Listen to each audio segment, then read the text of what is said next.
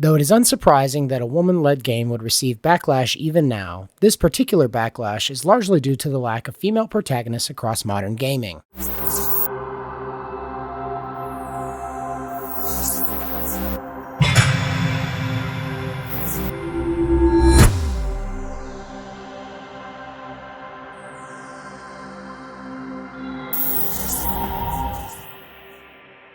Hello fellow travelers and welcome to the Hard Light Network. Alrighty guys, so for those of you who don't know, in my last video I responded to this article from Kotaku. However, I only covered the first half of the article as it was relevant to the Star Wars franchise, but in this video I'm going to be covering the last half of the article, which talks about the supposed lack of female protagonists in video games at large. But before we get into it guys, I wanted to thank each and every one of you for watching this video, and if you want to support this channel, please don't forget to like and subscribe for more content. But that is enough with the delays, let's finish reading this article. Alright, picking up where we left off at this section titled Women in Games at Ubisoft and Beyond, which reads as follows. Though it is unsurprising that a woman-led game would receive backlash even now, this particular backlash is largely due to the lack of female protagonists across modern gaming. Think of every game that has won Game of the Year at Jeff Keighley's Game Awards. Only 2 of them feature women protagonists, and they both share the bill with men. The Last of Us Part 2, and It Takes Two. The others either had male protagonists like God of War, Sekiro, The Witcher 3, and The Legend of Zelda Breath of the Wild,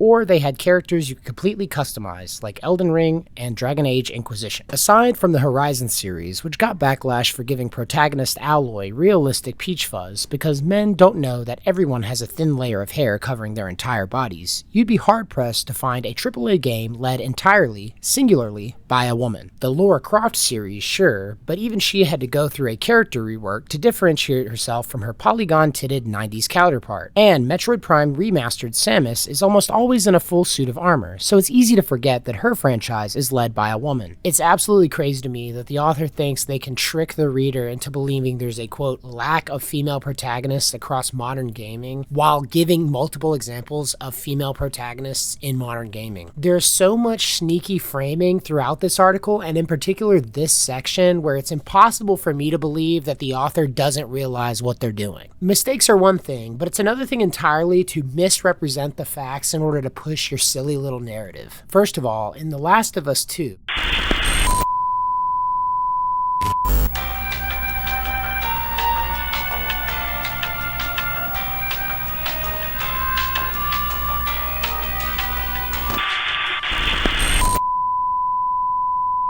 Joel dies in the early game, leaving nearly the entirety of the game's run to Abby and Ellie as the game's main characters, which is a fact that I'm certain that this article's author is aware of, considering the massive backlash that this led to in the community. To sit there and pretend like a woman isn't the main face and focus of The Last of Us 2 is just pure dishonesty. In regards to It Takes Two, while it is true that the spotlight is shared by a male and female role, I think it's important to note, in line with the other comments made in this article, that the gender roles of this couple are switched, with the wife being the main breadwinner while the husband is a stay-at-home gardener. As a quick aside, I don't see why this author should have a problem with cooperative male and female roles. Games like Resident Evil 0 and Onimusha have utilized this sort of narrative design, and they did it to great effect. Which brings us to the argument about Witcher 3 and The Legend of Zelda Breath of the Wild, both of which have popular and powerful female supporting protagonists. It's arguable that without the influence of Yennefer and Triss on his story, Geralt could be reduced to a one-dimensional thug with cool powers. And Breath of the Wild breaks the series mold by not only giving Zelda a voice, which she uses to express her personal desires and individuality, but elevates her from her traditional role as damsel in distress to an active participant in the saving of Hyrule. It might be happening off-screen and within the confines of Hyrule Castle, but Zelda is literally fighting Calamity Ganon through the entirety of the game's runtime, and given her power and direct influence on the game's story, she's quite possibly the fanbase's favorite version of Zelda.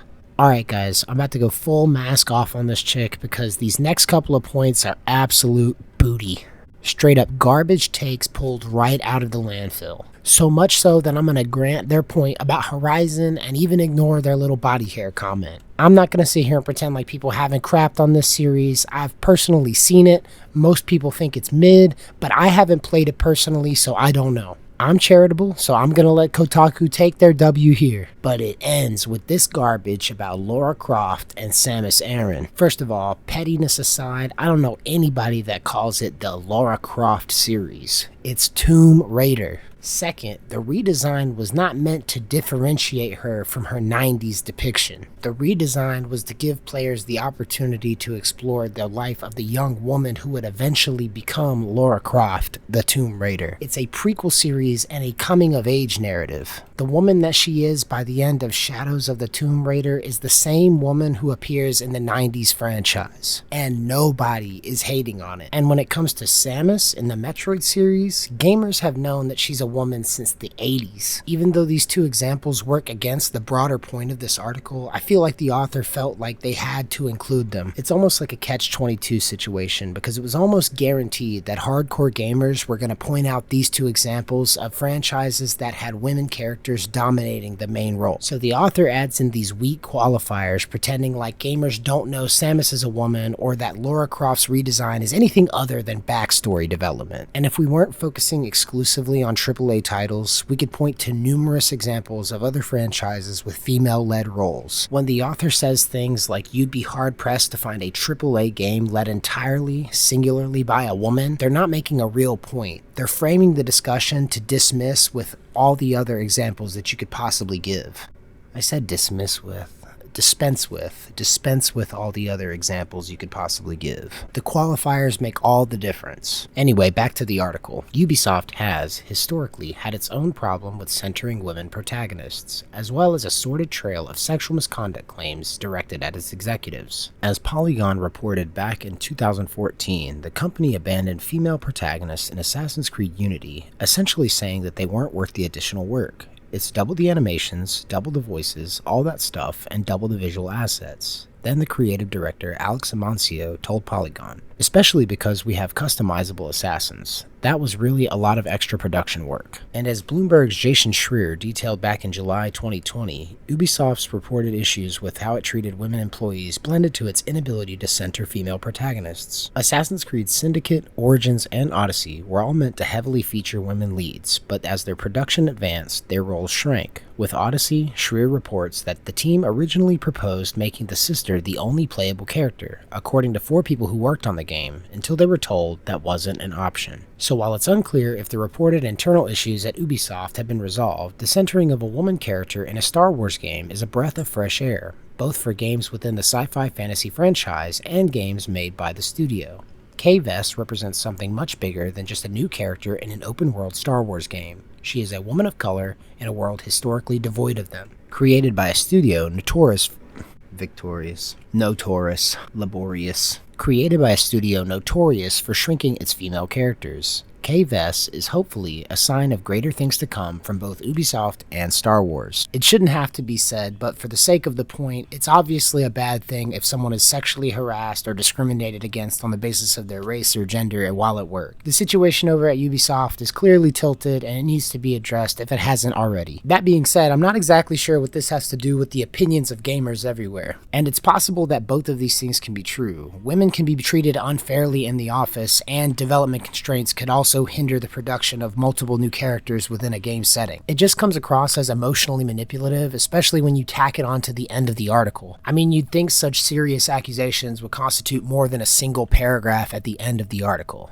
Anyway, like I said in my last video, it's evident that the author of this article doesn't know what they're talking about because they have to resort to such shameful tactics to push their point. To round out the end of this video, guys, I did want to give you a few examples of some pretty banger games that have exclusively female leads. My first example has got to be Bayonetta. When this game first came out, it fit perfectly in my library next to Devil May Cry. Even today, the gameplay is smooth, the visuals are crisp, and the story is unique. Frumpy game journalists are just mad that she's hot and owns it. Besides, I thought it was supposed to be empowering for women to be both strong and sexy. You'd think with the witchcraft aesthetic and light exhibitionism that she'd be more popular to TikTok girls. Plus, glasses dark hair combo is just type.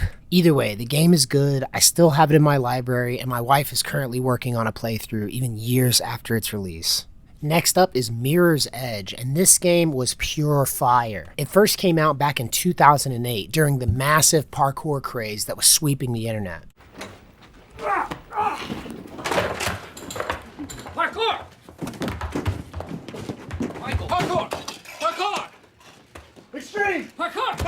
Faith Connors is a bad chick, and she could easily stand shoulder to shoulder with Lara Croft as one of the top female protagonists in gaming. I really wish the developers hadn't dropped the ball with Catalyst, because this had a chance to be a great IP. Unfortunately, they brought in Anita Sarkeesian to get her grubby little claws in on it, but that's just another example of these ideologically driven people ruining a good thing for everybody. My last example for this video is called Control, and this game is utterly surreal. Believe it or not, this game is a follow-up to the popular Alan Wake series and is part of the Remedy Extended Universe. To tell you the truth, this game flew under my radar for the longest time, and I only just recently picked it up, but I am thoroughly impressed. The gameplay is tight, combat is engaging, and the narrative is mind-bending. As a fan of the Alan Wake games, I was more than happy to get a deeper dive into the metaphysics of this universe. I highly recommend each and every one of these titles, and if you are one of these people that this article is talking about, I gotta say, you're definitely restricting yourself from a lot of good games if you're not playing them because they have female protagonists. That's going to do it for this video, guys. I really just wanted to push back against this dumb little meme that has cropped up ever since Gamergate. As I've indicated, guys, I don't think that gamers are depriving themselves of amazing experiences just because women. Each one of the games that I've listed here stand on their own merits, and they don't make having a female protagonist as their main selling point. We don't have to keep capitulating to these losers and femcels that probably don't know the first thing about gaming culture anyway. Just because they've DEI'd their way into a position of gaming journalism doesn't mean we have to respect their opinions. As for me, I encourage you all to play these titles and judge them based on their own merits. Draw your own conclusions, and don't be afraid to like what you like just because somebody wants to shame you out of it. Thank you guys for watching. If you liked the video, leave a like, and until next time, love you guys, safe travels.